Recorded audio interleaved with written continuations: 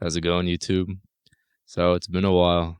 Uh, Kate and I both got sick at different times. He gave it to me, and then I got better. Then he gave it to me again. Snitch. But nonetheless, we're back, and for good, for sure. And what a better video to start off with than something that we're very, I guess, for lack of better words, passionate about. And this is a very controversial topic, really, but we both highly believe in it, and that is Canelo still top pound for pound, and why we think so. All right, so is Canelo still top pound for pound?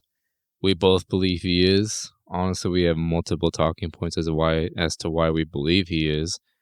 It's just weird that when he lost to Bivol, all of a sudden he dropped like 6 spots on the pound for pound list, and it's like, did Crawford or Usyk do something the night Canelo lost that we missed out on? Like, what the fuck? Yeah, did they have another fight going on that night where they beat a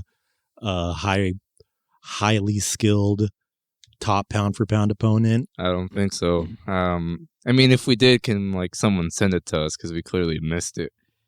But aside from that, he like, one of the biggest things too is like he outworks everybody else in the pound for pound list. Like, no one's doing that.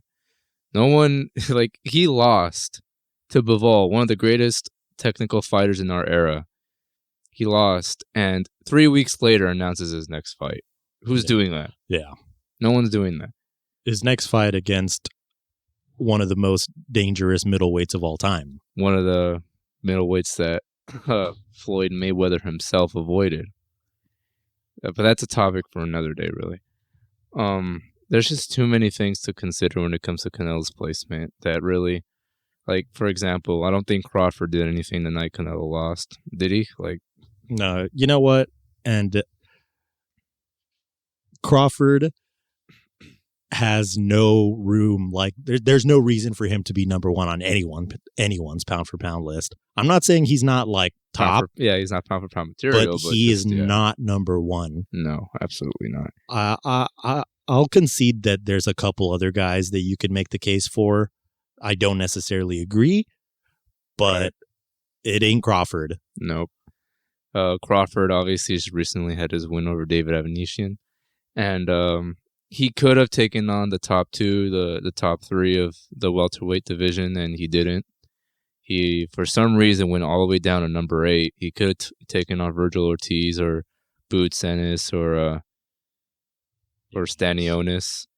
But no, he went all the way down to number 8 for some reason, and he's getting all this credit for it, and I don't understand why. Yeah, he fought a bum in Avanesyan, who had already been knocked out several times by another guy that Crawford himself had already knocked out in Mean Machine, Kavalauskas.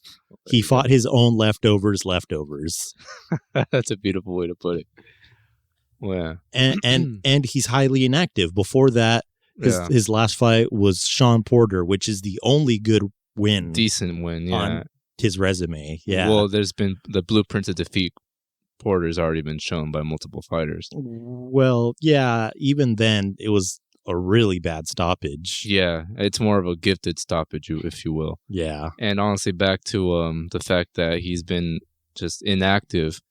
Like we said, Canelo is the most active fighter in the pound for pound list, and even when he loses, he immediately announces his next fight. Whereas most fighters, if they were to have lost, like Crawford, he'd spend the next 8 months licking his wounds, like Keith Thurman did. For sure. There's like, what did Canelo do? Go straight to fight Triple G. Yeah. It's just no debate. The thing about the Bivol fight is that before that, Canelo was generally regarded, except for haters, was generally regarded to be number one pound for pound. So that was because of all the activity that he had put up to that point, the level of competition he'd faced, the fact that he went undisputed in under a year. There you go. It was everything that he had done up until that point. And then he went and lost to Bivol. But the thing with that is that he moved up in weight. He's already not a natural super middleweight as it is. He's a small guy for the division. Yeah. He moved up. Him losing didn't take anything away from everything he had already done. It would have just been another jewel in the crown. He didn't get the other jewel in the crown, but he has already accomplished everything that he had accomplished to make him number one pound for pound that none of the other guys in the top 5 are close to.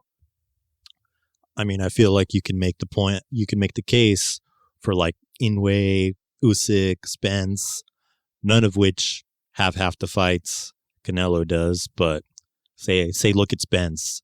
You know, he's got a great resume, but he's been at 147 for a long time and has not gone undisputed. Maybe that isn't his fault. Doesn't matter.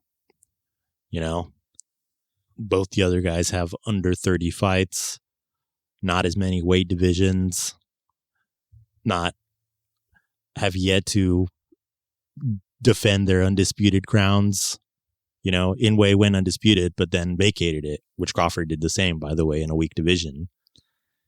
Well, unfortunately, that's just how boxing continues to be a letdown, and the wrong fighters are being punished. So I guess for now, that's going to conclude it. Any final words? Nope. As always, just make sure to like, comment, and subscribe. We're going to try to be more active, putting out more content. Yeah, for sure. For the few subscribers that held on, thank you very much. And we're not going to let you guys down. We'll make sure to keep pumping out content. Peace. Peace out.